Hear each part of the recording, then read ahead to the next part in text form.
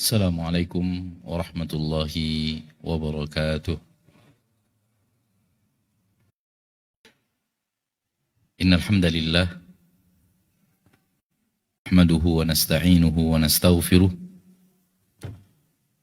na'udzu billahi min shururi anfusina wa min sayyiati a'malina. May yahdihillahu fala mudilla lahu wa may yudlil fala hadiya lahu.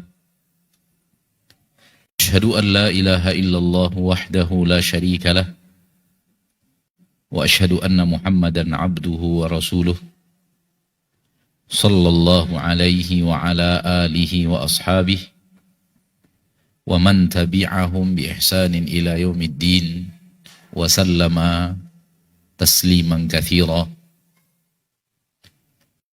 Amma ba'd. Ma'asyiral muslimin wal muslimat, saudaraku saudariku, al-hadirin wal hadirat, wal musyahidin wal musyahidat dimanapun Anda berada, rahimani wa rahimakumullah. Pertama-tama sekali, mari kita bersyukur kepada Allah Jalla fi'ulah yang telah memberikan kepada kita rahmat dan nikmat yang tiada tara, yang telah menyayangi kita dengan kasih sayang yang luar biasa. Bahkan kasih sayang yang Allah berikan kepada kita lebih daripada kasih sayang yang pernah diberikan oleh kedua orang tua kita kepada kita. Begitu yang dikatakan oleh Nabi kita tercinta sallallahu alaihi wasallam, wa huwa as-sadiqul masduq. Lallahu arhamu bi'ibadihi min hadhihi biwaladiha. Sungguh Allah lebih mengasihi hamba-hambanya lebih daripada kasih sayang wanita ini kepada anaknya. Oleh karena itu Allah tabaraka wa ta'ala turunkan kepada kita Al-Quran. Karena Allah mengasihi dan menyayangi kita. Oleh karena itu Allah tabaraka wa ta'ala mengutus Nabi Muhammad sallallahu alaihi wasallam kepada kita. Karena Allah mengasihi dan menyayangi kita. Oleh karena itu Allah takdirkan setelah wafatnya Nabi Muhammad sallallahu alaihi wasallam orang-orang yang dengannya Allah tegakkan agamanya di permukaan bumi. Semua itu karena Allah tabaraka wa ta'ala menyayangi hamba-hambanya. Allah tabaraka wa ta'ala ingin menyampaikan kepada kita agama melalui apa yang tadi kita katakan, diturunkannya Al-Quran, diutusnya Rasulullah sallallahu alaihi wasallam, dan ditakdirkannya orang-orang yang akan melanjutkan estafet dakwah dari Rasulullah sallallahu alaihi wasallam. Dikarenakan tidak ada lagi nabi setelah Nabi Muhammad sallallahu alaihi wasallam, maka yang ada hanyalah para ulama yang menyampaikan kepada umat apa yang disampaikan oleh Nabi sallallahu alaihi wasallam. Berbeda dengan rasul-rasul sebelum Nabi Muhammad sallallahu alaihi wasallam, di mana setelah rasul itu masih ada nabi yang menyambung risalah rasul itu untuk disampaikan kepada umat. Namun setelah Nabi Muhammad sallallahu alaihi wasallam dan rasul terakhir, nabi terakhir, tidak ada lagi para nabi dan para rasul. Maka yang ada adalah duat, para dai yang mempelajari dari Nabi sallallahu alaihi wasallam. Yang ada adalah para ulama yang mempelajari dari Nabi sallallahu alaihi wasallam agama yang hak, lalu menyampaikannya sebagaimana yang mereka dapatkan dari Nabi mereka tercinta Muhammad sallallahu alaihi wasallam. Berkata para ulama bahwa tugas para penyambung lidah dakwah Nabi SAW dalam berdakwah dari umat Nabi Muhammad SAW mirip dengan tugas para nabi dari Bani Israel. Nabi-nabi dari Bani Israel melanjutkan estafet dakwah Rasul sebelum mereka, dan para ulama dari umat Nabi Muhammad sallallahu alaihi wasallam melanjutkan estafet dakwah dari nabi mereka dan Rasul mereka Muhammad sallallahu alaihi wasallam. Maka tugas mereka mirip dengan tugas para nabi dari Bani Israel. Namun karena umat Nabi Muhammad SAW tidak memiliki nabi setelah nabi mereka dan tidak memiliki rasul setelah rasul mereka, maka yang ada adalah pewaris para nabi, pewaris para rasul, yaitu para ulama. Rasulullah SAW bersabda, al-ulama'u warathatul anbiya'i. Seluruh para ulama yang membawa agama kepada manusia, mereka adalah pewaris-pewaris para nabi. Ma'asyarul muslimin, ma'asyarul muslimat, rahimani wa rahimakumullah, seperti yang tadi kita sampaikan di awal, bahwa diturunkannya Al-Quran untuk rahmat kepada kita dan kasih sayang Allah kepada kita. Dan itu Allah sampaikan di awal-awal surat Luqman. Bahwa Allah tabaraka wa ta'ala mengatakan, rahmatan min rabbik. Ini adalah rahmat dari Rabbmu. Dan Rasulullah sallallahu alaihi wasallam pun diutus karena rahmat dan kasih sayang Allah kepada manusia. Jadi itu Allah tabaraka wa ta'ala katakan di dalam Al-Quran, wa ma arsalnaka illa rahmatan lil alamin. Tidaklah kami utus engkau melainkan untuk rahmat kasih sayang. Maka agama Allah adalah agama kasih sayang. Rasul yang diutus oleh Allah, Rasul yang diutus untuk rahmat dan kasih sayang. Maka agama Nabi kita tercinta SAW, agama Islam ini adalah agama yang berdiri di atas fondasi kasih dan sayang. Oleh karena itu, penzoliman antar sesama itu adalah hal yang paling dibenci oleh Allah Tabaraka wa Ta'ala di dalam agama ini, dan di antara hal yang paling berat hisabnya pada yaumul qiyamah. Ma'asyarul muslimin, ma'asyarul muslimat, saudaraku, saudariku, rahimani wa rahimakumullah. Sebelum kita menyampaikan apa yang ingin kita sampaikan dalam perkara agama di dunia ini, ana ingin mengajak Bapak dan Ibu kaum muslimin dan muslimat ke akhirat. Di mana di akhirat kelak semua kita hanya akan peduli kepada diri kita sendiri. Kita tidak peduli kepada ayah dan ibu kita. Kita juga tidak peduli kepada anak-anak kita. Kita juga tidak peduli kepada istri kita, saudara kita. Apalagi sekedar teman dan kawan. Apalagi hanya sekedar tetangga, rekan kerja. Adakah yang lebih dekat kepada kita lebih daripada istri dan anak? Adakah yang lebih memiliki hubungan erat kepada kita lebih daripada ayah dan ibu? Di akhirat kelak, Allah berfirman di akhir surat Abasa wa Tawalla, dalam surat Abasa, di akhir-akhir ayat, di akhir-akhir surat Allah Tabaraka wa Ta'ala berfirman, dan kemungkinan sebagian besar kita hafal ayat itu. Allah berfirman, yauma yafirrul mar'u min akhihi wa ummihi wa abihi wa sahibatihi wa banihi likulli imri'in minhum yawma idzin sya'nu yunihi. Pada hari itu, yaitu hari akhirat kelak, yafirrul mar'u min akhihi, seorang insan akan menghindar dari saudaranya, wa ummihi wa abihi, akan menghindar dari ayah, dari ibunya dan ayahnya, wa sahibatihi wa banihi, juga akan menghindar dari istrinya dan anak-anaknya. Kita akan bertemu, itu pasti. Dan Allah akan perkenalkan kembali kepada kita semua yang hadir di padang mahsyar. Ini siapa, ini siapa, ini siapa. Termasuk di antaranya adalah orang-orang yang sangat dekat dengan kita yang tadi disebut oleh Allah di dalam ayat. Dimulai dari yang paling jauh. Kedekatannya kepada kita, saudara. Di antara yang disebutkan yang paling jauh, saudara. Bertemu dengan saudara, namun kita lari dan menghindar dari saudara itu. Ibu, ayah, istri, dan anak-anak. Dan semua manusia merasakan dia lebih dekat kepada anak-anaknya lebih daripada saudaranya, lebih dekat kepada anak-anaknya lebih daripada ayah dan ibunya. Itu fitrah di dalam dada manusia. Namun semua manusia menghindar dari saudara, menghindar dari ibu, menghindar dari ayah, menghindar daripada istri, menghindar daripada anak-anak. Kenapa menghindar? Kenapa menjauh? Kenapa? Karena likulli imri'im minhum yauma idzin sya'nun yughnihi. Pada hari itu, setiap individu daripada mereka memiliki urusan masing-masing yang telah membuat mereka sibuk dengan urusan itu. Yaitu urusan mencari keselamatan untuk diri sendiri. Urusan memikirkan keselamatan untuk diri sendiri. Apakah saya bisa selamat?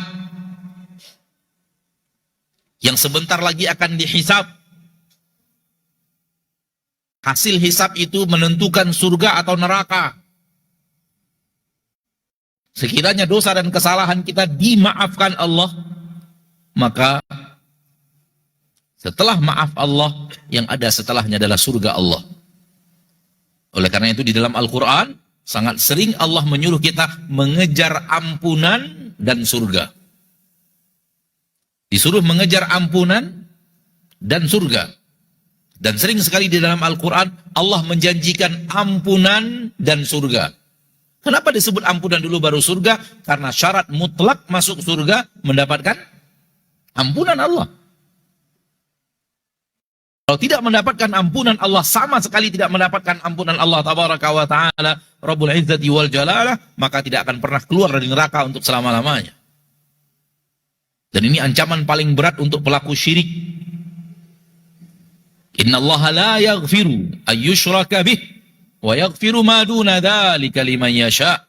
Sesungguhnya Allah takkan mengampuni kalau dia disekutukan. Dia disekutukan dengan sesuatu selainnya. Hamba berbuat syirik menyekutukan Allah dengan sesuatu selain dia dan selain Allah pasti makhluk siapapun itu. Apabila Allah disekutukan dengan makhluk dan seorang hamba tidak menegakkan Qul huwallahu ahad dalam hidupnya, lalu dia tidak menjadikan Allah esa, namun Allah itu yang dia ibadati berbilang, tempat dia meminta hajat berbilang, tidak esa, tidak ahad, tidak tunggal, yaitu Allah Tabaraka wa Ta'ala semata, maka Allah mengancam dengan mengatakan, Innallaha la yaghfiru, Allah tidak akan mau mengampuni. Sepakat para ulama bahwa apabila tidak mendapatkan pengampunan, itu artinya neraka untuk selama-lamanya.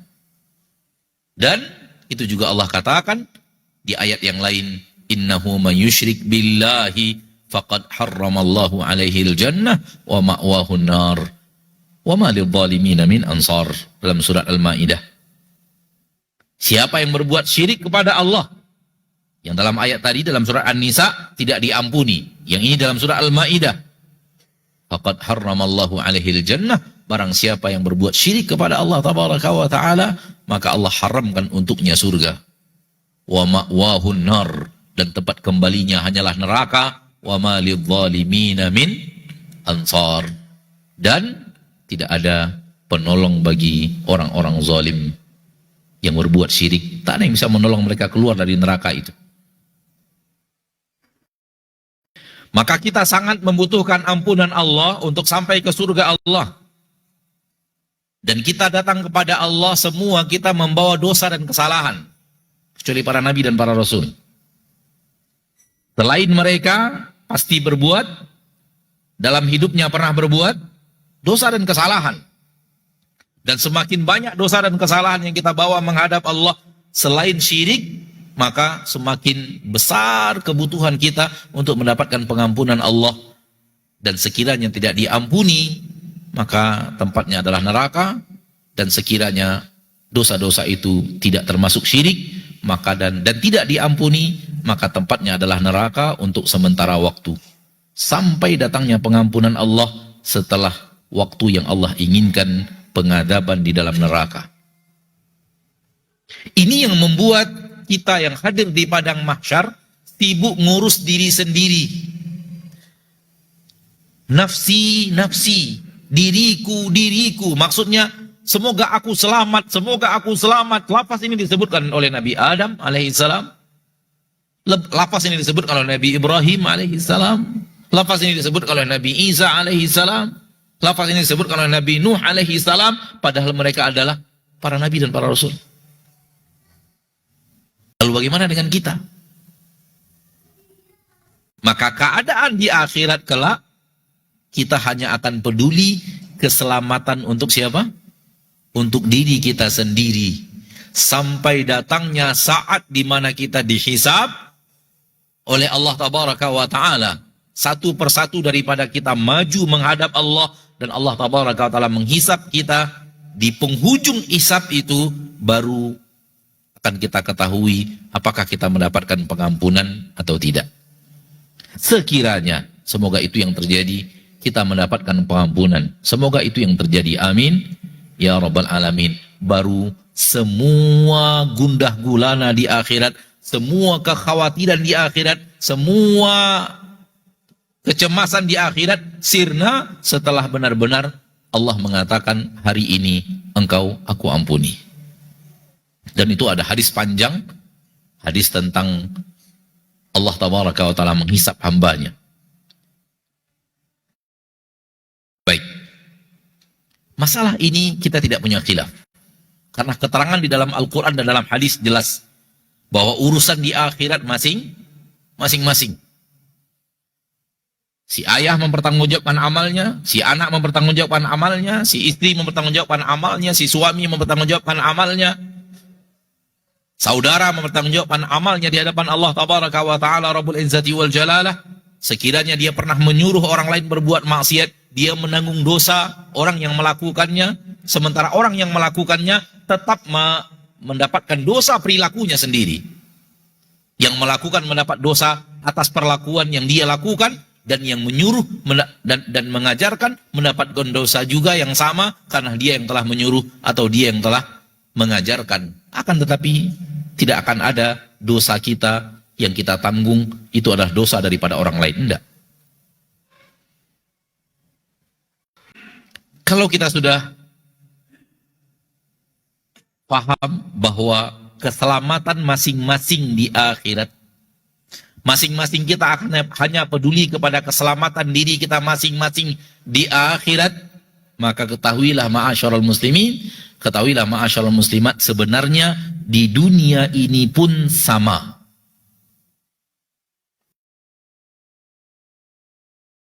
Oleh karena itu di dalam Al-Quran, Allah Tabaraka wa Ta'ala memulai di dalam ayat yang sangat masyhur di surat At-Tahrim ayat yang ke-6. Ya ayyuhalladzina amanu qu anfusakum wa ahlikum nara. Hai orang-orang yang beriman, jaga dirimu dan keluargamu dari api neraka. Waquduhan nasu wal hijarah 'alaiha malaikatun ghiladun shidadun la ya'sunallaha ma amarahum wa yaf'aluna ma yu'marun. Yang mana bahan bakar neraka itu adalah an-nas, manusia, wal hijarah, dan batu. Sering ana mengingatkan saudaraku saudariku, apa makna waquduhan nas? Bahan bakar neraka itu adalah manusia. Manusia di permukaan bumi tidak menjadi bahan bakar. Namun dia dibakar. Sekiranya terbakar, maka dia dibakar. Namun tidak menjadi bahan bakar. Bahan bakar api di permukaan bumi adalah adalah kayu. Bahan bakar api di permukaan bumi adalah dedaunan-dedaunan yang kering. Bapak Ibu yang dimuliakan Allah, coba lihat bagaimana api melahap kayu. Bukankah di kayu itu api hidup? Iya atau tidak? Itu namanya bahan bakar. Apabila kita membakar kayu, maka api itu melalap kayu itu. Karena kayu itu adalah bahan bakarnya. Ini dia firman Allah Tabaraka wa Ta'ala, waquduhan nas. Manusia itulah bahan bakar api neraka. Berarti orang yang masuk neraka, na'udzubillahi min dzalik, semoga semua kita yang hadir ini Allah lindungi dari nerakanya. Allah jauhkan dari nerakanya, dan Allah tutup untuk kita pintu nerakanya dan murkanya. Amin ya rabbal alamin. Sekiranya ada manusia masuk neraka, maka tubuhnya ini adalah bahan bakar api neraka. Berarti api neraka hidup di dalam badannya. Di sini api itu menjalar. Di sini api itu hidup bagaikan hidupnya api itu pada kayu yang kita saksikan di permukaan bumi. Maka bayangkan panasnya. Di dunia ini api tidak hidup di dalam tubuh, tapi tubuh dibakar oleh api, namun api tidak hidup di dalam tubuh. Dan api dunia hanya 1/70 panasnya api akhirat. Sebagaimana dikatakan oleh Nabi kita tercinta Muhammad sallallahu alaihi wasallam. Kita tidak ingin jauh dari bahasan kepada bahasan itu, namun kita ingin kepada ayat tadi. Allah mengatakan jaga dirimu. Dirimu, diri sendiri. Dan setelah diri sendiri baru orang terdekat, keluargamu. Siapa keluarga yang dimaksud dalam ayat? Yang dimaksud dalam ayat adalah orang-orang yang Allah akan mintai kepada kita pertanggungjawaban di akhirat. Itu keluarga yang dimaksud di dalam ayat. Yang sekiranya mereka berbuat maksiat karena kelalaian kita, karena kita tidak peduli, karena kita tidak memberikan nasihat, ketika kita tidak menegur mereka ketika mereka salah, Allah akan minta pertanggungjawaban kepada kita di akhirat. Dan itu berlaku pada hadis Nabi sallallahu alaihi wasallam, warrajulu ra'in fi ahlihi. Dan seorang lelaki dia adalah pemimpin pada keluarganya. Wa mas'ulun an ra'iyatihi, dan dia akan dimintai oleh Allah pertanggungjawaban akan keluarga yang dia pimpin. Seorang suami menjadi pemimpin pada istri dan anak-anaknya. Dan Allah akan mintai pertanggungjawaban di akhirat atas apa yang dia pimpin. Namun Allah memulai dengan ku anfusakum. Selamatkan dirimu. Di dalam ayat yang lain surat Al-Maidah ayat 105, Allah Tabaraka wa Ta'ala berfirman lebih tegas. Ayat itu berbunyi, ya ayyuhalladzina amanu alaikum anfusakum. La yadurrukum man dhalla idza tadaitum. Hai orang-orang yang beriman, pedulikan diri kalian sendiri. Alaikum anfusakum, hendaklah kalian mengurus diri kalian sendiri. La yadurrukum man dhalla idza tadaitum. Tidak akan memberikan mudarat kepada kalian siapapun yang sesat apabila kalian berjalan di atas jalan hidayah. Ayat ini lebih tegas. Perintah dari Allah Tabaraka wa Ta'ala. Dan bukankah ayat ini perintah untuk diamalkan di permukaan bumi? Ya atau tidak? Ini ayat perintah Allah untuk diamalkan di permukaan bumi atau diamalkan di akhirat? Yang mana satu? Di akhirat tidak ada amalan. Seluruh perintah Allah, seluruh larangan Allah Tabaraka wa Ta'ala, pengamalannya hanya ada di sini, di bumi. Al-yawma amalun wala jaza wa al-akhirah jazaa'un wala amal. Dunia ini tempat beramal, bukan tempat negeri pembalasan. Dan di akhirat tempat pembalasan, bukan tempat untuk beramal. Dunia darul amal, wal akhiratu darul jaza'. Maka amalannya ada di permukaan bumi, dan Allah menegaskan di dalam ayat, alaikum anfusakum. Hai orang-orang yang beriman, pedulikan diri kalian. La yadurrukum man dhalla, tidak akan memberikan mudarat kepada kalian siapapun yang sesat dari jalan Allah Tabaraka wa Ta'ala, dengan syarat kalian tidak sesat. Idza tadaitum, apabila kalian berjalan di atas jalan hidayah. Ayat ini kembali memberikan penegasan kepada kita ma'asyiral muslimin bahwa Allah tabaraka wa taala menyuruh kita dalam beragama peduli kepada agama masing-masing. Lihatlah di zaman kita sekarang. Betapa seringnya orang dia tahu itu tidak boleh namun sungkan kepada teman dia kerjakan. Dia tahu itu tidak boleh, namun sungkan kepada masyarakat, dia lakukan. Dia tahu itu diharamkan Allah, sungkan kepada guru, dia kerjakan. Ini yang dimaksud dalam ayat ini, alaikum anfusakum. Hendaklah urus diri kalian sendiri. Ketika sudah tahu itu dilarang oleh Allah, hentikan. Siapapun yang tidak suka, siapapun yang tidak mau, itu urusan mereka dengan Rabb mereka. Urusan kita kembalikan kepada apa yang kita tahu dari perintah Allah dan apa yang kita tahu daripada larangan-larangan Allah tabaraka wa ta'ala. Demikian juga dengan Rasulnya tercinta Muhammad sallallahu alaihi wasallam. Bahkan biografi para nabi dan para rasul menunjukkan ke arah itu yang sangat jelas dan tegas. Dan Allah tabaraka wa ta'ala yang maha pengasih dan penyayang telah membuktikan kepada kita Nabi Ibrahim, ayahnya tidak mendapatkan hidayah. Nabi Nuh, anak dan istrinya tidak mendapatkan hidayah. Nabi Lut, istrinya tidak mendapatkan hidayah.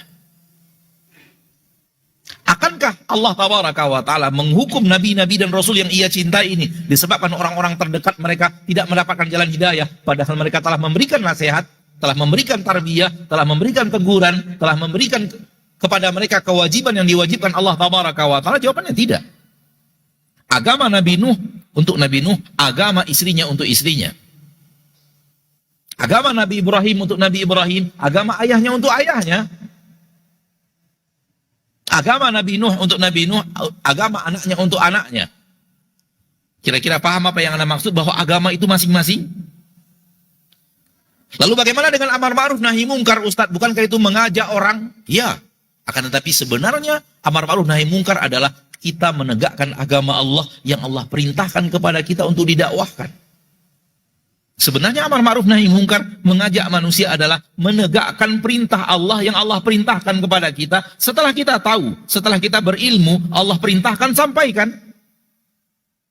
Betul dia mengajak orang lain, tapi sebenarnya itu adalah menegakkan agama Allah pada diri kita, karena sesungguhnya Allah memerintahkan kepada kita untuk menegakkan agamanya dengan amar ma'ruf dan nahi mungkar. Oleh karena itu, Allah tidak mengikat amar ma'ruf nahi mungkar dengan orang tersebut harus ikut dakwah kita. Tidak. Dan Allah tidak meletakkan, dan Allah tabaraka wa ta'ala tidak meletakkan kesuksesan dakwah dinilai dari banyaknya pengikut. Tidak. Karena amar ma'ruf nahi mungkar itu sebenarnya perintah masing-masing dari Allah kepada perintah dari Allah kepada masing-masing yang telah Allah berikan kepada mereka ilmu. Tegakkan di permukaan bumi agama Allah dengan amar ma'ruf dan nahi mungkar. Wal takum minkum ummatun ya'muruna bil ma'rufi wa yanhauna 'anil munkar. Hendaklah di antara kalian adanya orang-orang yang menegakkan amar ma'ruf dan menegakkan nahi mungkar. Karena Allah ingin hujah Allah tegak di permukaan bumi dan tidak ada lagi para nabi dan para rasul setelah Nabi Muhammad SAW wafat. Oleh karena itu umatnya lah yang mengemban dan Allah letakkan di pundak mereka tugas dakwah.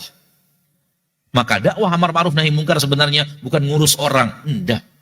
Ngurus diri sendiri yang telah diberikan oleh Allah ilmu untuk disampaikan kepada manusia agar tegak hujah Allah di permukaan bumi. Oleh karena itu tidak ada hubungannya dengan siapa yang ikut, siapa yang mau, berapa jamaahnya, berapa followernya, berapa likes-nya. Enggak perlu. Bukan itu tanda kesuksesan dakwah. Terbukti bahwa para nabi dan para rasul sebagian mereka tidak memiliki pengikut. Sebagian nabi dan rasul pengikut mereka hanya 2 dan 3 orang. Nabi Nuh yang berdakwah 950 tahun, Allah mengatakan wa ma amana ma'ahu illa qalil. Tidaklah beriman kepada Nabi Nuh alaihi salam kecuali jumlah orang yang sangat sedikit. Sebagian riwayat dikatakan 40 orang, sebagian riwayat mengatakan 18 orang yang ikut kepada Nabi Nuh. 40 orang Berapa lama dakwahnya Bapak dan Ibu? 950 tahun. Itu kalau dibagi-bagi, 25 tahun dapat satu orang itu, Pak.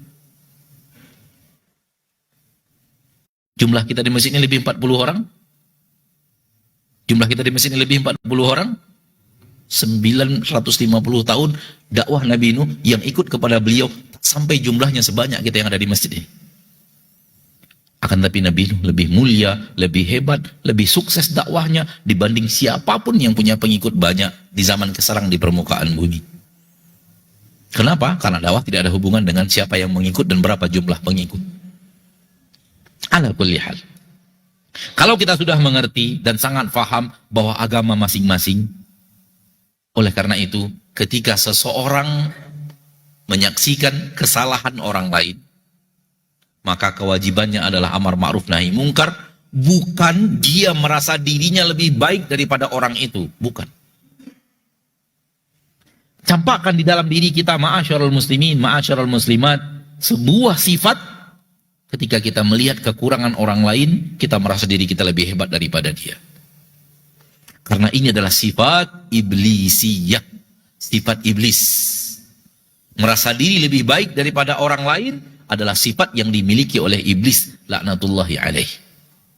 Dan yang ini yang menyebabkan dia dibenci oleh Allah tabaraka wa ta'ala, dan ini yang menyebabkan Allah tabaraka wa ta'ala mengklaim iblis dengan sifat sombong. Siapapun yang membaca Al-Quran, di awal surah Al-Baqarah, Allah berfirman, wa idh qulna lil malaikati isjudu li adama fasajadu illa iblis. Ketika kami perintahkan kepada semuanya, mayoritasnya adalah malaikat, iblis ada di antara mereka dan juga mendapatkan perintah usjudu li Adam, sujudlah kamu kepada Adam. Sujudlah kalian kepada Adam, fasajadu. Semua yang diperintahkan sujud, para malaikat semuanya sujud, illa iblis, kecuali iblis.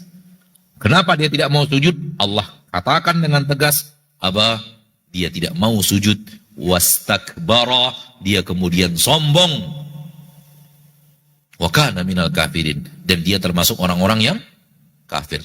Sombongnya ada di mana? Allah sebutkan di awal-awal surat Al-A'raf.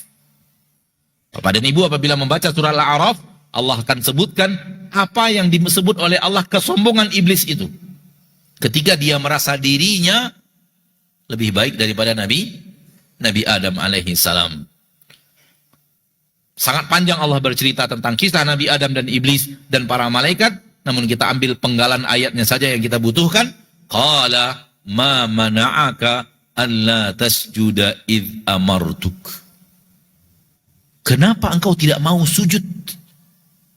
Wahai iblis, kenapa engkau tidak mau sujud? Apa yang menghalangi engkau untuk sujud kepada Adam alaihi salam? Idh amartuk, padahal aku yang nyuruh kamu sujud. Yang nyuruh iblis sujud siapa? Allah. Apa jawaban iblis? Qala ana khairum minhu. Iblis mengatakan, saya lebih baik daripada Adam. Ini dia yang Allah katakan di dalam ayat awal Al-Baqarah tadi. Tidak mau sujud, aba, enggan. Tak mau diperintah Allah. Allah suruh sujud, dia tidak mau. Tidak melakukan apa yang diperintahkan Allah. Wastakbara, lalu dia sombongkan dirinya. Ini dia sombong yang ada pada iblis. Ana khairum minhu. Aku lebih baik daripada Adam. Ngapain aku sujud kepada Adam? Aku lebih baik daripada dia. Dengannya kita katakan bahwa ini adalah perilaku yang sangat dibenci oleh Allah. Dan Allah terangkan, juga Allah terangkan di dalam surat Shad. Hal yang sama, bahwa iblis mengatakan, ana khairum minhu khalaqtani min narin wa khalaqtahu min tin. Aku lebih baik daripada Adam. Engkau ciptakan aku dari api dan engkau ciptakan dia dari tanah. Api lebih mulia daripada tanah, maka aku tidak akan sujud kepada Adam. Ma'asyarul muslimin, ma'asyarul muslimat.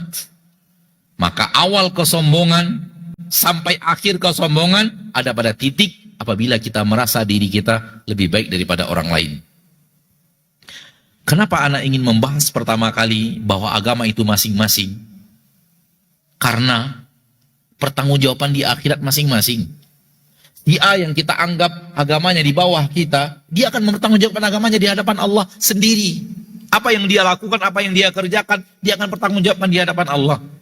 Kita pun tidak akan Allah minta pertanggungjawaban akan amalnya dia. Enggak. Bahkan Nabi Nuh tidak bertanggung jawab di hadapan Allah amal anaknya, amal istrinya, tidak bertanggung jawab. Yang Allah mintai pertanggungjawaban kepada Nabi Nuh alaihi salam adalah apakah engkau menasihati anakmu, apakah engkau menasihati istrimu, itu Allah mintai pertanggungjawaban karena Nabi Nuh adalah kepala keluarga. Namun ketika itu telah dikerjakan, si anak dan istri tetap di atas kesalahannya, maka masing-masing tanggung amal masing-masing. Oleh karena itu ma'asyiral muslimin, dalam beragama, melaksanakan ketaatan kepada Allah Tabaraka wa Ta'ala, pedulikan keselamatan masing-masing diri kita dalam menjalankan ketaatan kepada Allah Tabaraka wa Ta'ala. Dan jangan biasakan dalam beragama, kebiasaan kita melihat orang lain dan menilai amalan orang lain, apalagi sampai kepada merendahkan amal orang lain. Itu tidak boleh. Itu dilarang dalam syariat. Amar ma'ruf nahi mungkar tujuannya bukan itu. Amar ma'ruf nahi mungkar tujuannya kasih dan sayang. Ketika seseorang melihat saudaranya di atas kesalahan yang dia yakin itu melenceng dari agama Allah, dia pun menasihati agar saudaranya kembali kepada jalan yang benar. Agar hujah Allah tegak di permukaan bumi. Bukan untuk menilai apa amalan orang, bagaimana amalan orang, bukan. Kesalahan yang sangat banyak terjadi di zaman kita sekarang adalah menilai amal orang lain. Apalagi sampai melecehkan amal orang lain. Ana mengingatkan diri ana sendiri. Jauhkan ini dari sifat kita. Karena ini sifat yang tidak benar dalam syariat. Fala tuzakku anfusakum. Huwa a'lamu bimanittaqa. Firman Allah di dalam Al-Quran surat An-Najm. Ayat yang ke 32. Fala tuzakku anfusakum. Jangan kalian rekomendasi diri kalian sendiri. Jangan kalian anggap kalian suci. Jangan kalian rekomendasi bahwa kalianlah orang-orang yang mulia. Kalianlah orang-orang yang suci. Huwa a'lamu bimanittaqa. Dialah Allah yang paling tahu siapa yang bertakwa daripada kalian. Maka ketika kita menasihati sebagian saudara-saudari kita yang kita lihat di atas maksiat, atau yang kita lihat salah dalam mengamalkan syariat, tujuannya bukan untuk merendahkan saudara itu dan saudari itu. Tujuannya, mari sama-sama kita menjalankan agama yang hak, yang datang dari Allah, yang datang dari Rasulullah sallallahu alaihi wasallam. Dakwah itu kasih sayang. Karena sayangnya Allah kepada kita, Allah turunkan Al-Quran. Karena sayangnya Rasul sallallahu alaihi wasallam kepada manusia, Allah suruh Rasul berdakwah. Bukan penilaian. Namun di zaman sekarang mulai berbelok tuh. Manusia sibuk menilai orang lain. Masyaallah muslimin, jauhi, karena sesungguhnya takwa itu letaknya di dalam dada. Takwa itu letaknya di dalam dada. Dan kita tidak pernah tahu dada manusia. Dan Allah melarang kita untuk menebak isi hati manusia. Semua kita tahu bahwa Rasul memarahi Usamah bin Zaid ketika mencoba untuk menebak isi hati orang yang ada di depannya. Dengan mengatakan, innama qalahu ittiqa'a. Dia menyebut la ilaha illallah itu hanya menamengi dirinya daripada tebasan.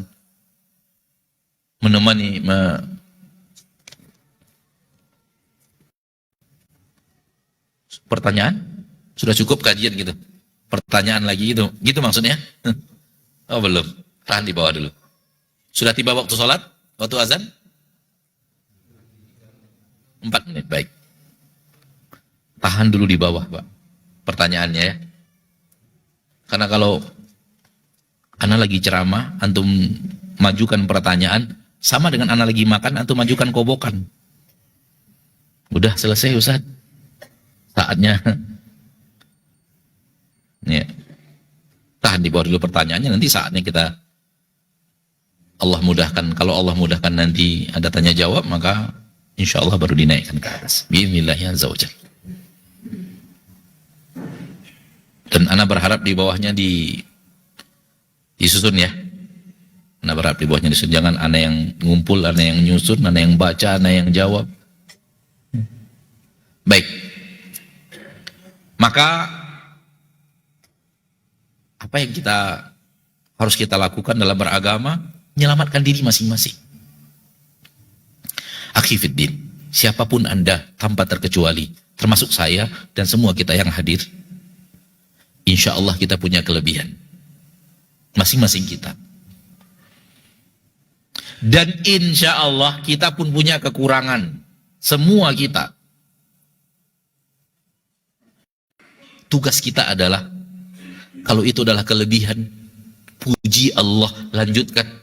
Kalau itu adalah kekurangan, maka berusaha memperbaiki. Dan ketahuilah, sampai akhir hayat kita berusaha memperbaiki kekurangan kita. Kita tidak lepas dari yang namanya kekurangan, itu pasti.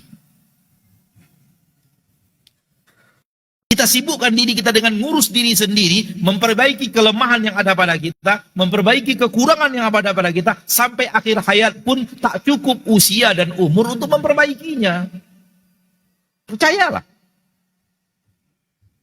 Ya, kita punya kelebihan yang Allah berikan lebih daripada orang lain. Namun di satu sisi, kita juga manusia yang pasti memiliki kekurangan. Ini adalah dunia, plus dan minus pasti terjadi di dalamnya. Dan minus tidak akan bisa dihindari dari kehidupan dunia. Dunia itu isinya plus dan minus. Termasuk diri kita, ada plusnya, ada kelebihan yang kita miliki. Syukur kepada Allah, puja dan puji Allah Tabaraka wa Ta'ala. Jangan sombong karena kelebihan yang Allah berikan kepada kita itu. Dan kita pasti punya kekurangan yang harus kita perbaiki, yang harus kita benahi sampai akhir hayat. Kita lanjutkan insya Allah setelah mendengarkan azan dan menjawabnya. Wa sallallahu wasallam ala nabihi wa rasulihi Muhammad.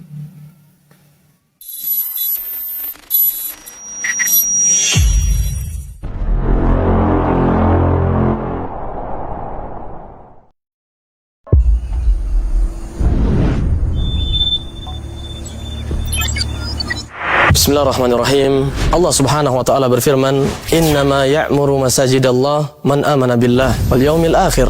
Yang memakmurkan, mendirikan rumah-rumah Allah hanyalah orang-orang yang benar-benar beriman kepada Allah dan hari akhir. Dan kita melihat, alhamdulillah, Masjid Al-Hijrah di Markas Sunnah Nusantara Pekanbaru termasuk yang makmur dengan kajian para penuntut ilmu yang menghafalkan Al-Quran. Dan kita lihat sekarang kita sedang berada di lantai 1, sedang dalam proses pemasangan granit dengan estimasi biaya per meternya sekitar Rp290.000. Dan lantai 1 membutuhkan sekitar 4.600 meter persegi. Maka ayuhal ahibatu fillah, kaum muslimin dan muslimat rahimani wa rahimakumullah, semoga ini menjadi kesempatan sekaligus ladang pahala bagi sebagian yang Allah berikan kelebihan harta, bisa dengan 1 meter atau berapa saja, berta'awun dan berpartisipasi mengamalkan firman Allah, wa ta'awanu 'alal birri wat taqwa, berta'awunlah, saling tolong menolonglah, berpartisipasilah dalam kebaikan dan ketakwaan kepada Allah. Semoga Allah Subhanahu wa taala membangunkan untuk kita dengan sebab partisipasi kita kelak rumah di surga di yaumul qiyamah, dan ini dapat menjadi ladang pahala serta amal jariah yang terus mengalirkan pahala. Waffaqallahul jami' lima yuhibbu wa yarda. Barakallahu fikum wa akhiru da'wana anil hamdulillahi rabbil alamin.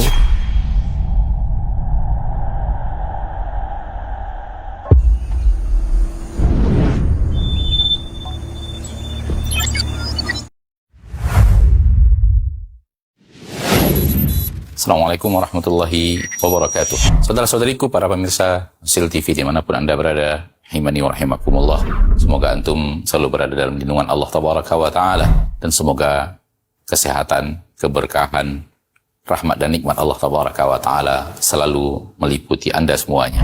Ma'asyiral muslimin, ma'asyiral muslimat, dakwah merupakan sebuah tugas bersama dari umat Nabi kita tercinta Muhammad sallallahu alaihi wasallam. Allah Tabaraka wa Ta'ala menyuruh kita untuk meninggikan agama Allah Tabaraka wa Ta'ala dengan kemampuan yang kita miliki. Yang mampu dengan ilmunya, berdakwah dengan ilmunya. Yang mampu dengan tenaganya, berdakwah dengan tenaganya. Yang mampu menyumbangkan waktunya. Demikian juga yang mampu dengan hartanya, maka berdakwah dengan harta itu. Saudara-saudariku, para pemirsa Sil TV dimanapun Anda berada, pada kesempatan yang berbahagia ini, saya mengajak Anda pemirsa Asil TV dimanapun berada, para pencinta Asil TV dimanapun berada, untuk meringankan beban operasional yang dibutuhkan oleh Asil TV di dalam mengemban suara dakwah yang agung ini. Mari infakkan sebahagian daripada yang Allah Tabaraka wa Ta'ala mudahkan kepada kita, dari apa yang Allah rezekikan kepada kita, guna kepentingan syiar dakwah melalui media-media, di antaranya adalah Asil TV. Melalui Asil TV, sangat banyak saudara-saudari kita kaum muslimin dan muslimat yang bisa mendapatkan dakwah di bumi yang sangat jauh, di negeri yang sangat terpencil. Bahkan tidak sedikit dari mereka yang mendapatkan hidayah kepada sunnah Rasulullah SAW melalui media Asil TV yang kita cintai. Semoga apa yang antum berikan merupakan pembuka kebaikan, merupakan pembuka hidayah bagi saudara-saudari antum menuju jalan yang sesuai dengan sunnah Nabi kita tercinta SAW, sehingga di akhirat mendapatkan pahala bagaikan seorang yang di tangannya Allah Tabaraka wa Ta'ala bukakan hidayah kepada seseorang, seperti yang dikatakan Nabi kita tercinta SAW, la iyahdiyallahu bika rajulan wahidan khairun laka min humurin na'am. Sekiranya satu orang mendapatkan hidayah melalui dirimu, melalui usahamu, melalui apa yang telah engkau berikan, melalui apa yang...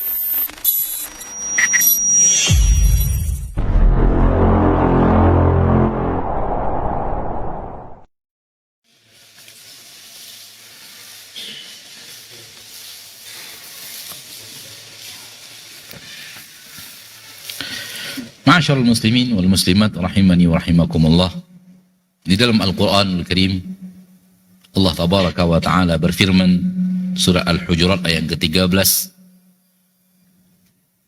Ya ayyuhan nasu inna khalaqnakum min dzakari wa untha wa ja'alnakum syu'uban wa qabaila lita'arafu inna akramakum indallahi atqakum. Sesungguhnya yang paling mulia di antara kalian di sisi Allah adalah yang paling bertakwa di antara kalian. Di mana letak takwa? Dalam dada. Letak takwa letaknya di sini. Dan yang mengatakan di dalam dada itu Rasul kita tercinta sallallahu alaihi wasallam, sambil menunjuk ke dada beliau 3 kali, beliau mengatakan at-taqwa hahuna. Takwa itu letaknya di sini. At-taqwa hahuna. Takwa itu letaknya di sini. At-taqwa hahuna. Takwa itu letaknya di sini dalam dada. Maka bagaimana mungkin kita yakin kita lebih baik daripada dia? Takarannya apa? Takaran kemuliaan di sisi Allah adalah takwa. Apakah yakin kita takwa kita lebih daripada takwa saudara kita itu? Kita belum tahu. Maka orang yang yakin bahwa dirinya lebih baik daripada orang lain terperangkap dalam jebakan iblis dan bala tentaranya. Kenapa? Karena dia telah mengklaim sesuatu yang dia tidak ada ilmu di dalamnya. Huwa a'lamu bimanittaqa, yang ada dalam Al-Quran surat An-Najm ayat 32 tadi. Hanya Allah yang tahu siapa yang paling bertakwa. Semua kita yang hadir di majelis ini punya kesempatan yang sama menjadi yang terbaik. Tidaklah seorang ustadz yang berdiri atau yang duduk di podium memberikan ceramah itu sudah pasti dia yang terbaik. Enggak. Enggak. Semua kita tanpa terkecuali yang hadir di majelis ini punya kesempatan yang sama untuk menjadi yang terbaik. Siapa dia? Allahu a'lam. Kenapa? Huwa a'lamu bimanittaqa. Dia yang paling tahu siapa yang paling bertakwa. Inna akramakum indallahi atqakum. Yang paling mulia di antara kalian adalah yang paling bertakwa. Dan Allah yang satu-satunya yang bisa menilai kadar takwa di hati setiap hambanya. Mungkin kalau saya mengatakan saya lebih banyak hafal Al-Quran daripada bapak dan ibu, saya lebih banyak hafal hadis dari bapak dan ibu, karena saya lebih dulu mempelajari dan menghafalnya, mungkin hanya sekedar hafalan, takwa bukan hafalan. Maka yang terbaik kita tidak tahu. Dan masing-masing kita tanpa terkecuali punya kesempatan yang sama untuk menjadi yang terbaik di antara semua kita yang hadir di sini. Kesempatan itu sama diberikan Allah Tabaraka wa Ta'ala. Dan tidak ada Hal yang bisa dengannya kita gunakan, si A lebih baik daripada si B, si C lebih baik daripada si X lebih baik daripada si M, dan yang lainnya. Nggak ada. Satu-satunya yang bisa melakukan itu adalah yang maha tahu isi hati. Siapa? Allah.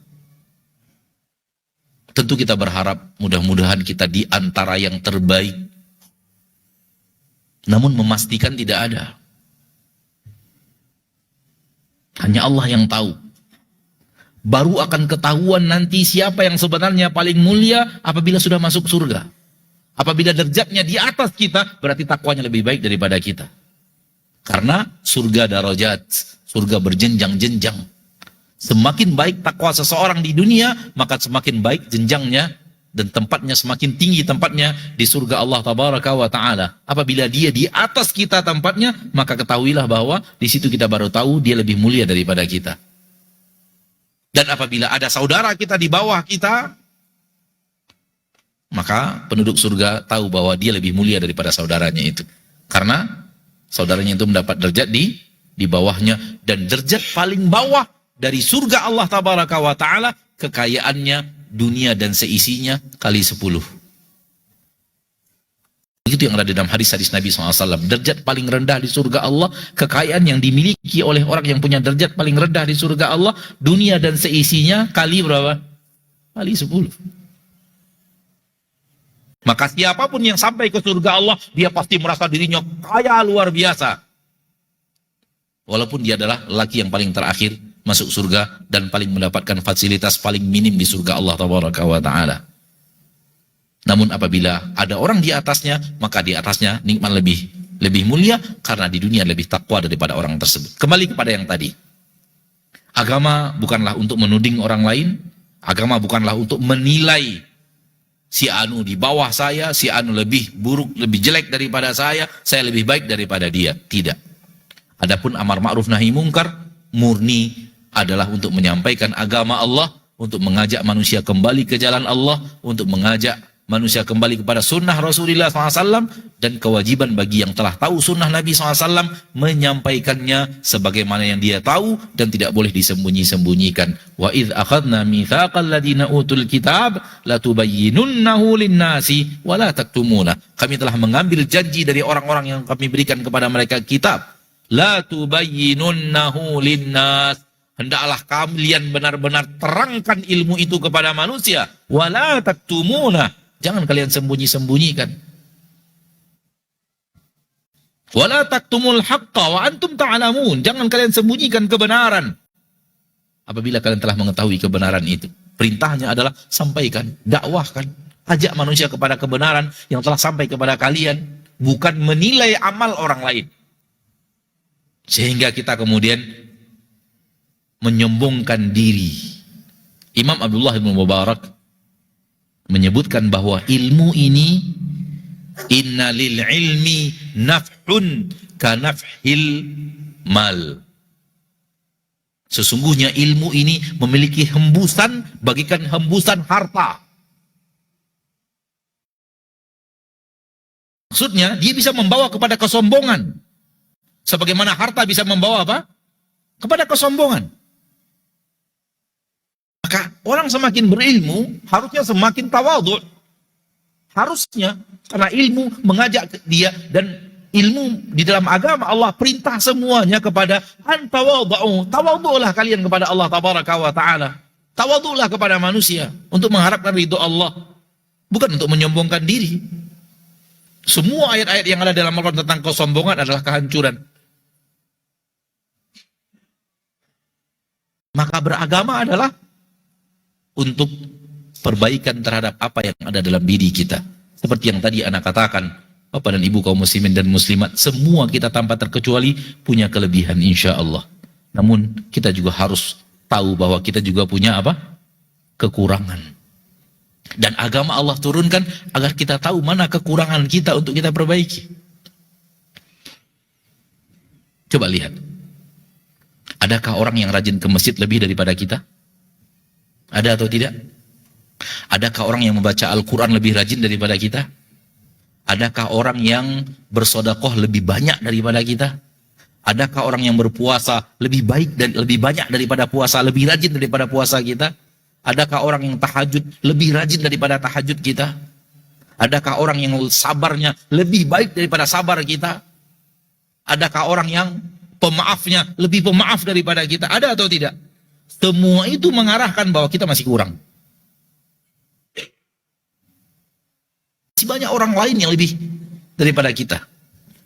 Asal kita masuk masjid, pasti kita temukan fulan, si anu, selalu lebih dahulu ke masjid daripada saya. Itu menunjukkan kita masih kurang. Masih ada orang-orang yang lebih baik daripada kita. Apabila kita mendengarkan kisah orang yang ada di sekitar kita, bukan generasi zaman dahulu. Ada orang yang puasanya lebih baik daripada kita. Saya mengetahui orang yang puasa Nabi Daud sudah lebih daripada 10 tahun. Ada juga yang sudah lebih daripada 3 tahun. Apabila kita lihat puasanya, kita malu. Nggak ada apa-apanya puasa saya dibanding puasanya dia. Ini menunjukkan kekurangan. Belum lagi yang lainnya daripada kesalahan-kesalahan kita. Yang kita masih belum bisa untuk full, benar-benar berhenti daripadanya. Ini menunjukkan bahwa masih banyak hal yang harus diurus dari diri kita untuk diperbaiki. Adapun dakwah bukan untuk menilai orang, bukan untuk mengatakan saya lebih baik, akan tetapi murni untuk sama-sama mengajak manusia ke jalan Allah yang sudah kita ketahui jalan Allah itu, dan mengajak manusia kepada sunnah Rasulullah SAW yang telah kita ketahui sunnah Rasulullah SAW yang jelas tersebut. Bukan untuk menilai manusia, bukan untuk mengklaim amal manusia, bukan juga untuk petantang-petenteng di hadapan manusia dan memberikan penilaian-penilaian terhadap amal mereka. Ayo ma'asyarul muslimin, ma'asyarul muslimat, saudaraku, saudariku, alaikum anfusakum. Pedulikan diri sendiri. Siapapun yang sesat tidak akan memberikan mudarat, siapapun dia, walau orang yang terdekat dengan kita. Tak ada lagi lebih dekat dari hubungan ayah dan anak. La yadurrukum man dhalla idza tadaitum. Dan urusan dia akhirat masing-masing. Ke surga masing-masing. Setelah masing-masing masuk surga baru bertemu. Hal yang sama ke neraka pun masing-masing. Dengan amalan masing-masing. Maka pedulikan diri sendiri. Jaga diri sendiri daripada neraka Allah subhanahu wa ta'ala sebelum menjaga orang lain. Dan apabila Allah tabaraka wa ta'ala telah memberikan kepada kita ilmu, gunakan ilmu itu bukan untuk menilai orang, bukan untuk mengklaim orang, akan tetapi untuk memberikan kasih sayang dengan nasihat. Menasihati dengan kasih sayang. Kemudian semua itu juga untuk menegakkan agama Allah yang telah diwajibkan oleh Allah tabaraka wa ta'ala kepada orang-orang yang diberikan ilmu oleh Allah tabaraka wa ta'ala. Ayo, masih banyak yang harus kita perbaiki dari diri kita. Egois kita mungkin masih tinggi, emosi kita mungkin masih tinggi,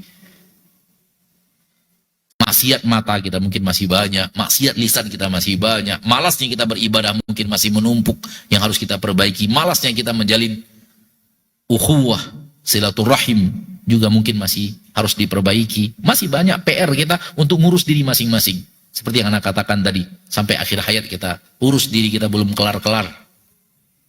Lalu untuk apa kita gunakan waktu untuk ngurus orang lain sehingga datang kesombongan, sehingga dengannya datang sifat iblisiyah. Sifat yang dia adalah awalnya diproklamirkan oleh iblis, ana khairum minhu, saya lebih baik daripada dia. Nggak boleh, hanya Allah yang tahu siapa yang lebih baik. Huwa a'lamu bimanittaqa. Ini yang bisa saya sampaikan secara materi pada kesempatan yang berbahagia ini. Beberapa waktu ke depan kita gunakan insya Allah untuk menjawab pertanyaan, membacakan pertanyaan dan menjawabnya. Satu, banyak tadi yang lihat.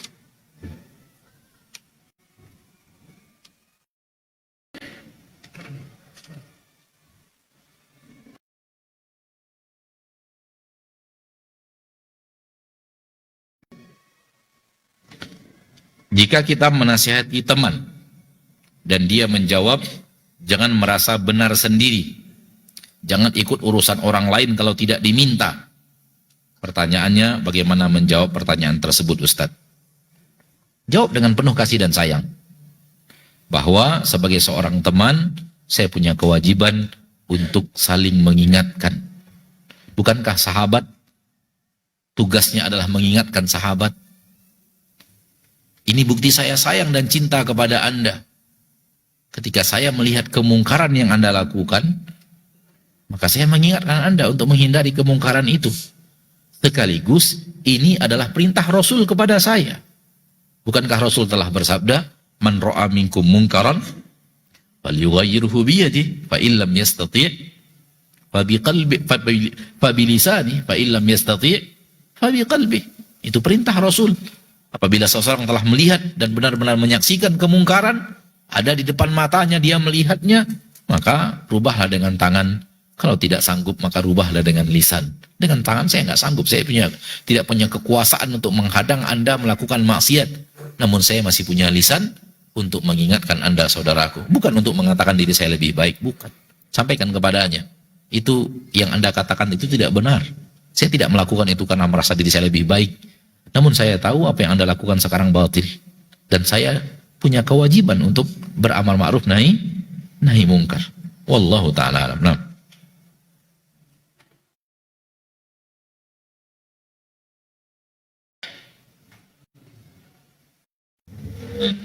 Ustadz, bagaimana dengan orang tua yang merasa dirinya lebih hebat daripada anak-anaknya? Apakah ini termasuk sifat sombong atau tidak? Lebih hebat dalam ilmu apa? Kalau dalam posisi di hadapan Allah, ketakwaan di hadapan Allah, ini kesalahan besar. Karena sudah kita katakan tadi, di sisi Allah kemuliaan dilihat dengan takwa. Dan takwa itu letaknya di dalam dada. Bisa saja anak lebih bertakwa dari orang tuanya, sebagaimana bisa jadi juga orang tuanya lebih bertakwa daripada anaknya. Namun hal yang pasti, si anak dan orang tua tak pernah tahu siapa yang lebih bertakwa di antara mereka di hadapan Allah. Siapa yang lebih mulia di hadapan Allah. Tidak ada yang tahu. Maka baik orang tuanya atau anaknya merasa dirinya lebih baik daripada yang lain, itu adalah bahagian daripada sifat yang tadi, sifat kesombongan yang tidak boleh terjadi. Ya. Dalam hadis qudsi Allah mengatakan bahwa sombong itu adalah pakaianku. Barang siapa yang mengambilnya dariku, aku akan azab dia. Barang siapa yang merampasnya dariku, aku akan azab dia. Maka tidak boleh sombong, hati-hati.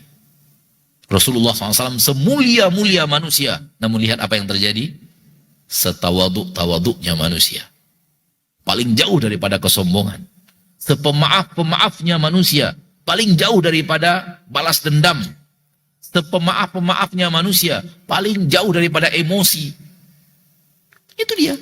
Agama Allah mengajak manusia kepada jalan tersebut. Kalau seandainya diamalkan sesuai dengan yang diperintahkan Allah dan diajarkan oleh Rasulullah Sallallahu Alaihi Wasallam, maka tidak boleh kita, kalau yang dimaksud adalah merasa lebih baik dari sisi ketakwaan, dari sisi amalan, dari sisi kemuliaan di hadapan Allah, tidak ada seorang pun yang lebih tahu siapa yang lebih baik dari siapa.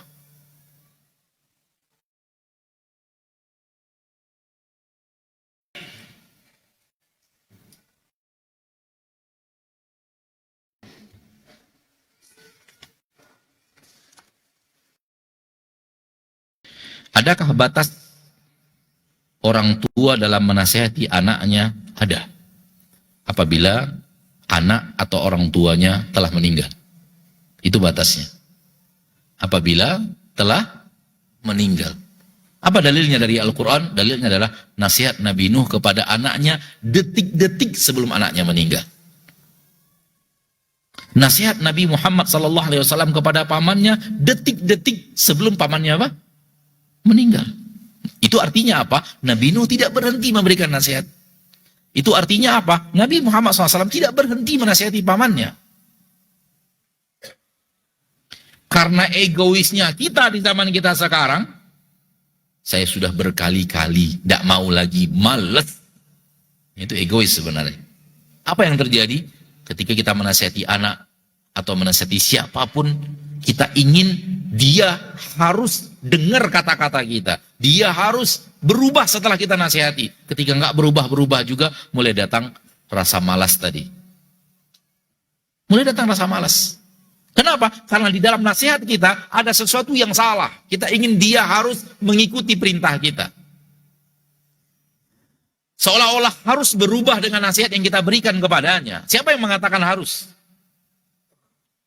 Datangkan kepada ana dalil dari Al-Quran dan hadis bahwa nasihat harus sampai merubah orang yang dinasihati. Tunjukkan. Nggak ada di dalam Al-Quran perintah menasihati orang harus sampai orang itu berubah. Buktinya manusia-manusia terbaik dalam berdakwah, orang-orang yang sangat ia cintai secara fitrah, tidak berubah juga sampai akhir hayat. Seperti yang tadi kita sampaikan. Betapa cintanya Nabi Ibrahim kepada ayahnya. Secara fitrah. Tabiat. Betapa cintanya Nabi Nuh kepada anaknya. Melihat manusia-manusia paling hebat dalam memberikan nasihat. Betapa cintanya Nabi Muhammad SAW kepada pamannya Abu Talib. Karena sedari kecil dia yang merawat Abu Talib bagikan anaknya sendiri. Dia yang merawat Nabi Muhammad, Abu Talib yang merawat Nabi Muhammad SAW bagikan anak sendiri. Bahkan mencintai Nabi Muhammad lebih daripada cintanya kepada anak-anaknya. Abu Talib bagi Nabi Muhammad SAW bagikan ayah. Namun manusia-manusia mulia seperti itu tidak diwajibkan Allah dalam menasihati. Orang yang dinasihati harus ikut dan patuh kepada apa yang dinasihati. Ya atau tidak? Ini yang sekarang terkadang kita bawa di dalam nasihat, di dalam hati kita. Memang tidak kita omongkan, tapi dalam hati kita, kalau kamu nggak ikut perkataan saya, maka kamu itu nggak becus jadi orang. Kamu nggak becus jadi anak. Kamu nggak becus jadi teman. Sampai kepada kamu nggak becus jadi orang tua. Na'udzubillah min dzalik. Tidak demikian. Nasihat tidak untuk seperti itu. Tidak ada kewajiban dalam memberikan nasihat. Orang yang dinasihati harus ikut. Tujuan nasihat adalah menegakkan hujah Allah, menegakkan agama Allah, beramar ma'ruf nahi mungkar yang diperintahkan Allah tabaraka wa ta'ala dengan selemah lembut mungkin yang diperintahkan oleh Nabi kita tercinta sallallahu alaihi wasallam. Alaikum birrifq fil umuri kullih. Hendaklah kalian berlemah lembut dalam segala urusan. Inna rifqa fi syai'in maka narifku fi syai'in illa zana. Tidaklah ada sebuah kelemah lembutan dari perkara apapun melainkan akan menghiasi perkara itu. Wa ma nuzi'an syai'in illa syana. Apabila lemah lembut sudah dicabut dari sebuah perkara, perkara itu menjadi buruk, menjadi tidak bagus. Termasuk dakwah. Maka dakwah tidak ada kewajiban apa? Orang yang didakwahi harus ikut. Terkadang ketika kita menasihati, mendakwahi, datang itu di dalam hati kita. Kamu kalau tidak ikut berarti kamu tidak benar. Akhirnya itu yang menghalangi kita untuk istiqamah di atas dakwah. Istiqamah dalam menasihati. Akhirnya setelah 10 kali, 20 kali, 40 kali berhenti. Nabi Nuh berapa tahun? Dan itu pun dalam surat Nuh, Nabi Nuh mengatakan, Inni da'utu qaumi laylaw wa nahara. Aku berdakwah kepada kaumku siang dan malam. Siang berdakwah, malam berdakwah, siang berdakwah, malam berdakwah. Siang mengajak kepada agama Allah, malam mengajak kepada agama Allah 950 tahun. Itu berapa kali itu? Tidak capek-capeknya. Kenapa tidak capek? Karena memang tidak ada target, Anda harus ikut. Yang ada adalah saya diperintahkan Allah menyampaikan. Dan setelah saya sampaikan, tugas Allah yang Allah berikan kepada saya telah saya sampaikan. Alhamdulillah. Semoga Allah terima sebagai ketaatan. Selesai. Anda ikut urusan Anda. Alhamdulillah. Tidak ikut urusan Anda. Pertanggungjawabkan di hadapan Allah. Agama Allah telah saya sampaikan kepada Anda. Begitu. Itu dia dakwah. Saya telah sampaikan dengan sebaik-baik mungkin. Saya telah sampaikan dengan selemah lembut mungkin. Saya telah sampaikan dengan akhlakul karimah yang saya punya selembut mungkin. Soal Anda ikut, tidak ikut, urusan masing-masing dengan Allah, bukan dengan saya. Besok bertemu lagi, nasihat lagi. Besok bertemu lagi, nasihat lagi. Itu yang membuat para nabi dan para rasul tidak bosan-bosan memberikan nasihat kepada kaumnya, walau kaumnya membalas dengan hal yang tak patut untuk para nabi dan para rasul. Nah,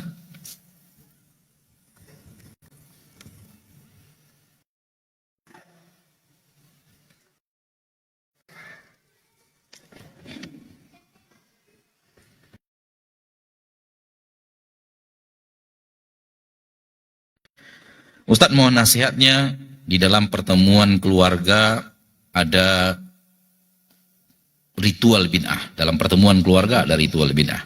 Apa yang harus saya lakukan? Pertama sekali dulu, pertemuan keluarga itu apakah itu pertemuan bid'ah atau bukan? Mungkin pertemuan keluarga sebenarnya hukum asal pertemuan itu bukan pertemuan bid'ah.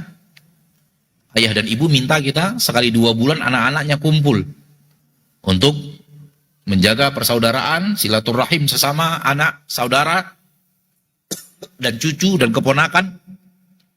Maka hukum asalnya boleh. Hukum asalnya boleh. Itu amal bukanlah amalan bid'ah. Maka hadir dalam acara tersebut tidaklah menghadiri bid'ah. Walau ternyata di akhir acara salah seorang di antara kita harus diperintahkan orang tua untuk membacakan doa bersama dan diaminkan secara bersama misalnya. Dan selalu seperti itu.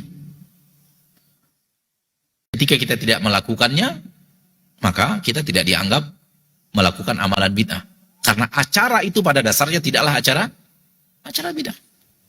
Namun kalau acaranya dari awal memang acaranya itu acara bid'ah, maka ketika itulah seharusnya kita tidak hadir walau itu diadakan oleh keluarga kita sendiri. Memang acaranya dari awal bukanlah acara yang disunnahkan dan bertabrakan dengan sunnah Nabi yang sudah diklaim oleh para ulama ahli ilmu bahwa amalan tersebut adalah amalan bid'ah. Kalau untuk acara itu kita berkumpul, maka walaupun di dalamnya ada kebaikan ya, yang diisi dengan kebaikan, maka pada dasarnya acaranya sendiri adalah acara bid'ah. Maka yang mana satu Anda tidak tahu pertanyaan ini.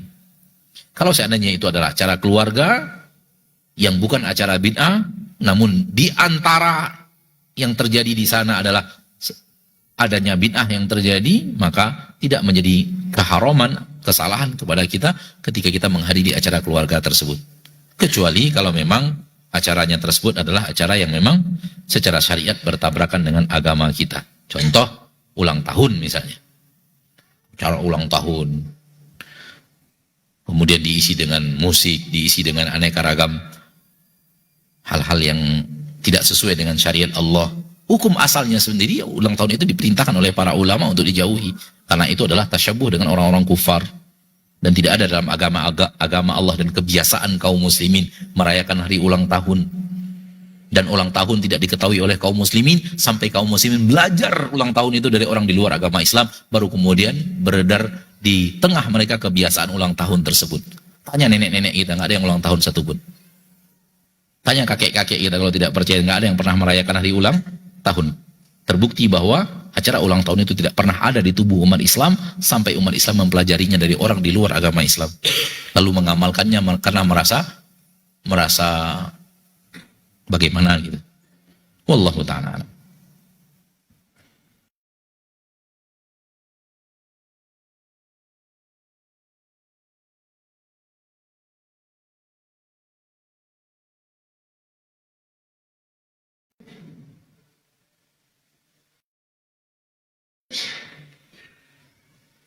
Ustadz, di tempat saya bekerja itu adalah tempat kerja umum dan sangat jauh dari kata syar'i. Dan di tempat itu juga ada kemaksiatan, ada lagu dan yang lainnya. Namun di tempat saya bekerja, saya bisa berdakwah kepada siswa-siswa sedikit demi sedikit. Bagaimana kiat istiqomah di tempat kerja seperti itu? Bagaimana cara beramar ma'ruf nahi mungkar kepada rekan kerja? Amar ma'ruf nahi mungkar caranya adalah berbicara sesuai dengan kemampuan masing-masing. Berbicara sesuai dengan kemampuan masing-masing. Tidak ada pemaksaan Anda harus berbicara sama mahir dengan ustadz. Itu nggak ada kemampuan. Tak ada kewajiban seperti itu. Sesuai dengan kemampuan kita, sesuai dengan ilmu kita, sesuai dengan keberanian kita untuk berbicara, berbicara. Karena amar ma'ruf nahi mungkar tiga jenjang. Dengan tangan, dengan lisan, kalau tidak bisa dengan hati, dengan cara menjauhi dan tidak ikut serta dan membenci di dalam hati. Wallahu ta'ala alam. Kemana kita akan mencari tempat yang sesuai dengan syar'i sekarang ini? Kemana kita cari? Kemana kita mau bekerja, di mana kita? Yang pekerjaan kita itu murni 100% sesuai dengan syar'i. Coba. Kenapa? Sulit. Maka selagi amal kita, pekerjaan kita tidak dilarang dalam syariat, dan di situ ada terjadi maksiat, maka sekuat tenaga jauhi maksiat itu, sekuat tenaga nasihati orang-orang yang bisa kita nasihati dengan lemah lembut. Dengan apa? Dengan lemah lembut. Wallahu a'lam.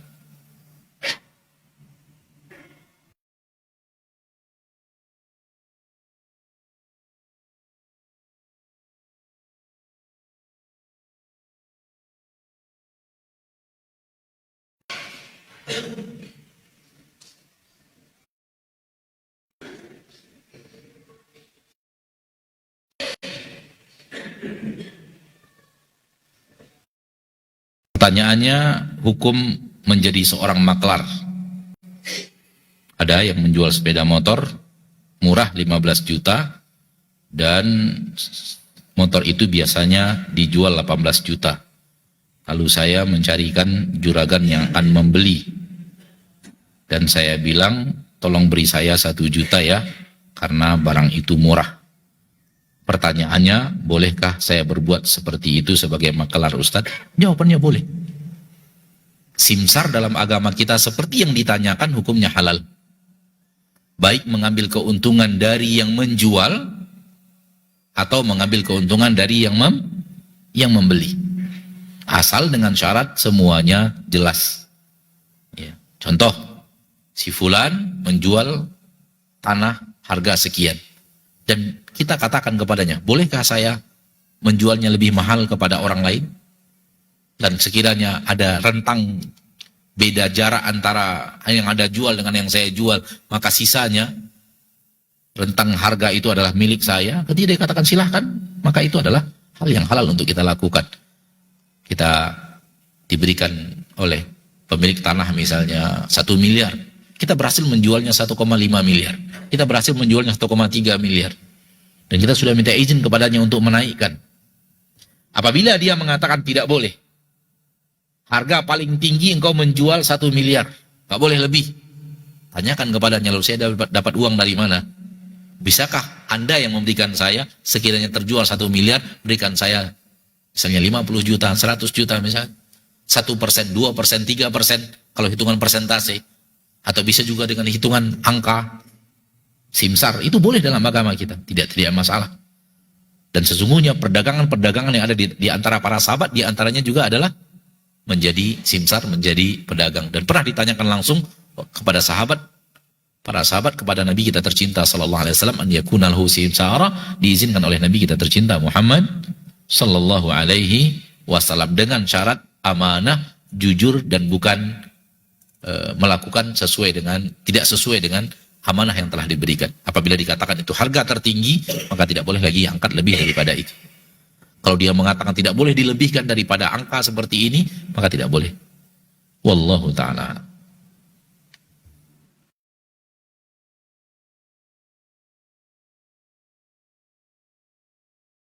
Apabila kita menegakkan amar ma'ruf nahi mungkar, apakah kita harus tahu persis seluruh tentang yang kita nasihati tersebut kepada orang lain?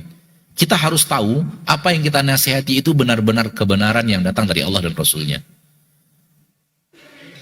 Dan dalilnya kita tahu walau tidak hafal. Harus tahu dulu itu hak baru boleh didakwahkan. Kalau ragu jangan disebut. Ini makna hadis Nabi SAW, balighu anni walau ayah, sampaikan dariku walau 1 ayat.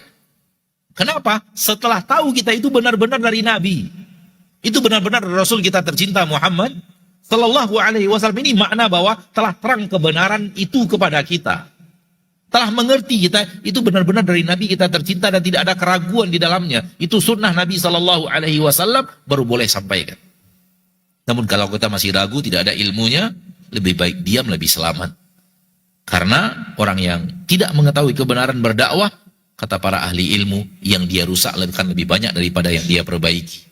Namun kalau kita sudah tahu itu datang dari Nabi, yakin seyakin-yakinnya, dan ada dalilnya yang kita ketahui walau kita tidak hafal, silahkan sampaikan. Nabi SAW mengatakan kepada para sahabat yang hadir dalam nasihat-nasihat beliau di masjid, kata Nabi, liyuballighi syahid minkumul ghaib, yang hadir dari kalian sekarang ini, sampaikan kepada yang tidak hadir. Dan para sahabat jelas menerimanya langsung dari Nabi SAW dan disampaikan kepada orang lain. Sumbernya pasti. Maka termasuk di antara kewajiban kita sebelum memberikan nasihat, kepastian bahwa itu adalah bersumber dari Nabi kita tercinta Muhammad SAW. Sampai di sini pertemuan kita pada kesempatan yang berbahagia ini. Semoga Allah Tabaraka wa Ta'ala Rabbul Izzati wal Jalalah menjadikan kita hamba-hamba yang selalu berusaha memperbaiki diri dan memperbaiki kekurangan yang ada pada kita, dan berusaha sekuat tenaga untuk menjadi yang terbaik walau kita tidak pernah tahu siapa yang terbaik. Semoga Allah wafatkan kita semua di atas husnul khatimah. Semoga Allah Tabaraka wa Ta'ala maafkan kita di yaumil hisab. Semoga Allah berikan kepada kita kitab kita di tangan kanan kita. Amin ya rabbal alamin. Kita akhiri, subhanakallahumma wa bihamdika asyhadu an la ilaha illa anta astaghfiruka wa atubu ilaik. Assalamualaikum warahmatullahi wabarakatuh.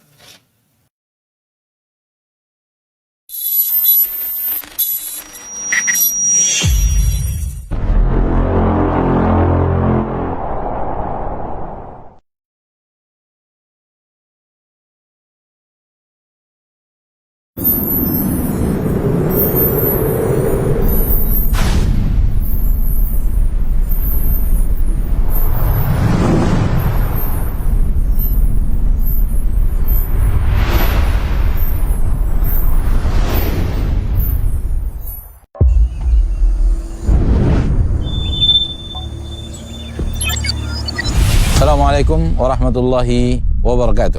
Pemirsa Asli TV, rahimani wa